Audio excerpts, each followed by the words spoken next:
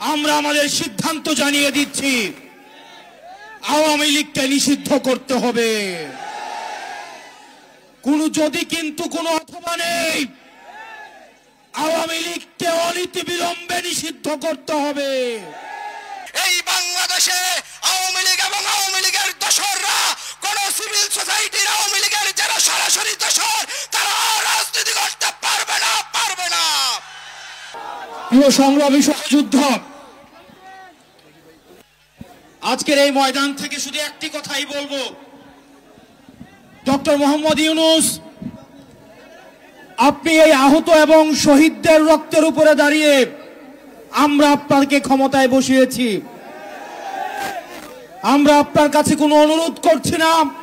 Jamuna electronics ঈদে double খুশি offer season 3, যে কোনো পণ্য কিনলেই পাচ্ছেন নিশ্চিত ঈদ উপহার। আমরা কোনো দাবি করছি না, আমরা আমাদের সিদ্ধান্ত জানিয়ে দিচ্ছি, আওয়ামী লীগকে নিষিদ্ধ করতে হবে।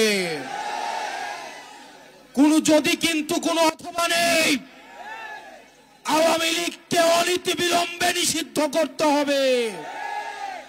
এই গণহত্যাকারী আওয়ামী লীগকে নিষিদ্ধ করতে হবে।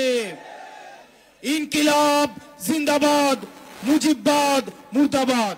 2008 সালের ষড়যন্ত্র নির্বাচনের মাধ্যমে যখন আওয়ামী লীগ ক্ষমতায় আসে, তখন প্রতিবেশী রাষ্ট্রের কাছে রাজনৈতিক ষড়যন্ত্র করে এদেশের স্বাধীনতা, এদেশের সার্বভৌমত্ব, এদেশের অর্থনীতি, এদেশের রাজনীতি, এদেশের স্বাধীনতার পক্ষের রাজনীতিবিদদের হত্যাকাণ্ডের ইতিহাস সংগঠিত করেছে।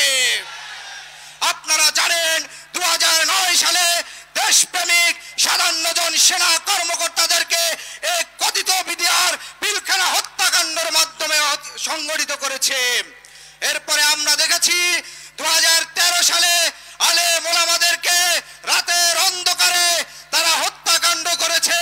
শুধুমাত্র হত্যাকাণ্ড নয়, আজকের 90% এই মুসলমানের দেশে আওয়ামী লীগ রাজনৈতিক সংস্কৃতির মাধ্যমে এদেশের মুসলিম আচার আচরণ, এদেশের মুসলিম লেবাসকে এক ধরনের সন্ত্রাসে তারা রূপান্তর করেছে, তাদেরকে চিহ্নিত করেছে, তাদেরকে অমানুষে পরিণত করেছে।